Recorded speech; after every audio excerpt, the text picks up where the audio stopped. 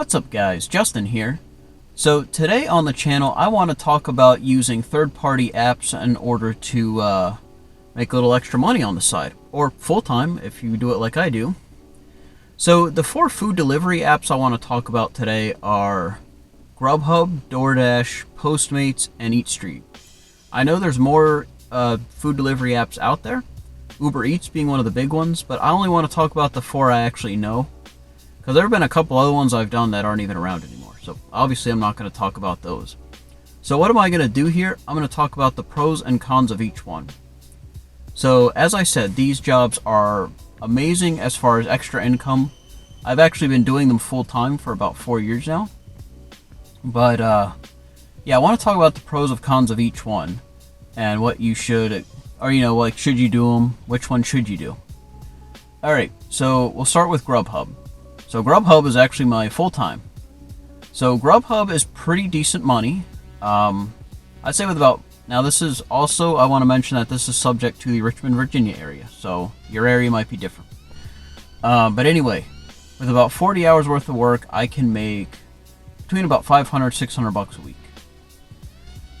And as I said, that's really like when there's no like holidays or anything like that. So what are the pros of GrubHub? So just like all the delivery apps, you pick your schedules. There's certain program levels, and you pick them based on each day based on your program level. Now, what is the program level? Well, that is going to be determined based on how many orders you accept. Do you get to work on time? Do you drop shifts a lot? That's going to determine when you pick your shifts. If your record's pretty clean, then you won't really have any problems getting 50 to 60 hours a week if you wanted to. If you cherry pick orders, reject like certain orders, then you might have a harder time picking hours. Driver care, I would say for the most part they're okay, as far as getting a hold of. No, actually I would say they're pretty good. Just hit the help button, call driver care, they're pretty easy to get a hold of. I know they did a chat feature at one point, but thankfully they didn't do that anymore because, yeah, I don't want to sit there and chat in a text while I'm trying to drive. But anyway, so those are some of the pros, and as I said, the money's not bad. The downsides to GrubHub, I would say, is unlike some of these other delivery apps, there is no bonus system. They think they tried it once and it just didn't do anything. But, I personally think bonuses are great. I mean, obviously they don't make or break, but they definitely get you motivated to work and take orders for sure. What else? I mentioned the program system, and one of the issues with that I have is, who wants to work for little money? The unfortunate thing is, while you can reject a lot of low orders, the problem is that it'll affect your acceptance rate, which will affect how many hours you can get the next week. And I don't necessarily like that because, me personally, I don't want to do a whole lot of driving and work for people that don't think my time is worth tipping for. And I'm sure a lot of other drivers would feel the same way. And, sometimes you have emergencies come up where you may need to drop your shifts. Once again, there's no, like, you can still keep your job if you drop shifts, just know you can't do it all the time. So those are the pros. Pick your shift. Driver care is pretty easy to get a hold of. That's about it, I think, as far as like major advantages. And of course, the money's decent. Downsides: you can get punished for rejecting orders and dropping shifts, and no bonus system. Now let's move on to DoorDash. Now DoorDash, I think, I'm going to go ahead and say this. I think they're the best out of the 4 here. So, I say they're the best, but let's go over the downsides of it first. So first of all, I really don't like their scheduling system. Like, I never know when they drop the new batch of shifts because, I would love to pick shifts. Like, this is the only reason I don't do DoorDash full-time. Or hardly ever, because I just never know when they drop shifts. And half the time when I go to the app to pick shifts, it's like shifts like 12 a.m. to 3 a.m. I'm not, well, that'd be great if I was single, but I'm a I got a wife and a kid at home. I can't necessarily just go out and work that late. What else? Now they did when I started with DoorDash when they first came to Richmond in 2018, and they didn't have a driver care phone number. They do now, however. But the problem is with this coronavirus going on, they're only doing phone calls if you are a restaurant contracted with them. Other than that, you're going to have to use their chat feature, which, once again, it's a little hard to do that and, drive at the same time.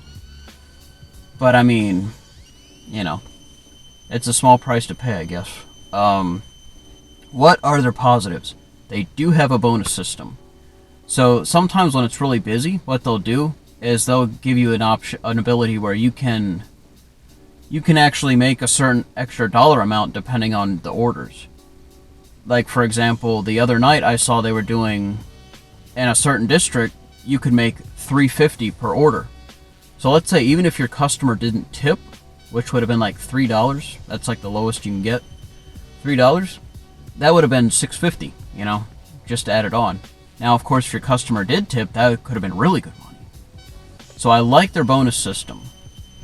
Also, I've not seen any penalties for dropping shifts there, without, the few times I've actually gotten a shift. Rejecting orders. I've noticed that the punishment for rejecting orders isn't quite as harsh as it is with GrubHub. Like, because I reject orders there. If the person doesn't tip, I don't pick them up. So, that's a plus to them for sure. What else? Yeah, I just think, and then sometimes I've noticed, haven't quite figured out how this works yet, but I've noticed that sometimes when I drop off an order, that DoorDash adds more money to it. Like, there was one time where I grabbed an order that was like $20. Awesome, right? And then after I dropped off the food, DoorDash added an extra $15 to the order, which, once again, awesome. I'm not really sure how it worked, but it was great. Yeah, DoorDash, as I said, I think is the best one. Another thing I like about DoorDash versus GrubHub, so I was up in New York one time and I just wanted to see what the New York districts looked like on DoorDash. And it actually gave me the option to work in New York if I wanted to. Now this is great because what if you're in another state and you just want to make a little extra money? You can just clock in. What if you're moving, way far from the district? You can jump on. With GrubHub, to my knowledge, if I wanted to work in another district, I would have to see if that new district needs drivers. And another benefit to DoorDash is the fact that, you don't have to be active and maintain your status. I'm sure there's deactivations, but I'm sure that's just for, not following the rules. And because, I remember I went almost a year without picking up any orders, and I was still on the system. All I did was just clock in. It was great. Whereas with GrubHub, I think, you have to be active at least 2 weeks before they deactivate you. I mean, it's understandable. I mean, if you don't work, may as well give the job to someone that wants to do it. But still, with DoorDash, it's nice to know that unless you really mess up, you're gonna have your job. So that's pretty good. Also, I do like on DoorDash how you can actually rate the experience. Like, if you had a great experience at a restaurant, great customer, you can rank and you can leave comments. However, you had a bad experience at a restaurant or a bad experience with a customer, you can put that in your notes as well. I will say the downside is that the customer ranks you too. Now, I've thankfully been able to maintain a perfect score when it comes to that. But I always dread the day where I get, the Karen who wants to give me a 1-star because I didn't grab extra ketchup packets for her. That, knock on wood, that has not happened yet, but who knows. But yeah, as I said, I think DoorDash is the best platform, but I want to give all these guys a fair shot, so. But as I said, GrubHub is not a bad platform at all, since they're my full-time. So, now let's move on to Postmates. Now, Postmates, in my opinion, that's truly a full-time job. I'm sure there's people that do Postmates full-time, but see, one of the things I don't like necessarily about Postmates is the customer doesn't tip until after you dropped off the food. So like you'll always see these low orders. And sometimes I suspect the customers forget to tip.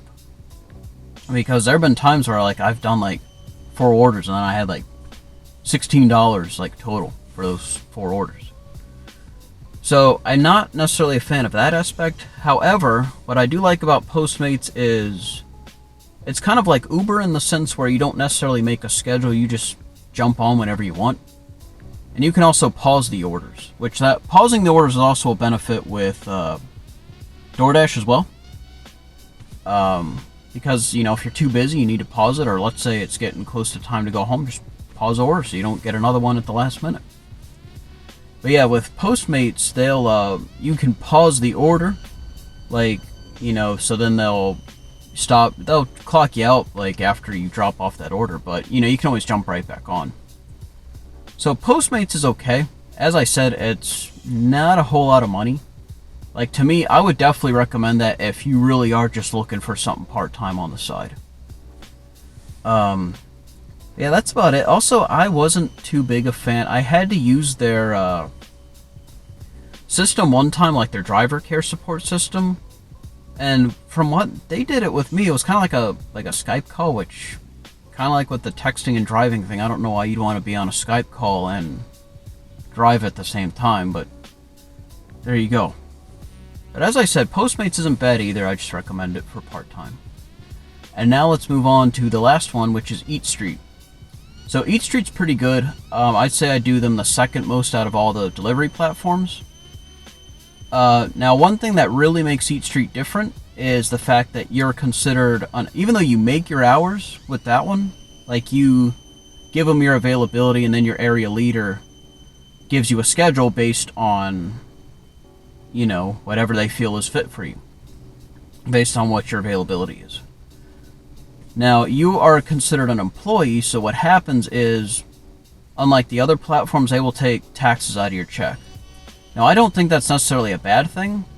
Like, because GrubHub doesn't take taxes out, at least with EatStreet, I know they're taking, like, taxes out of my check, so my tax return won't be so hefty. I also do like, now once again, I'm in Richmond, EatStreet, you know, I don't know what your district's like. But I do like the fact that I stay in my area. Like, I'm a Richmond, Virginia driver. I stay in downtown Richmond. Very rarely do I ever go outside of downtown Richmond. And if I do, it's not very far.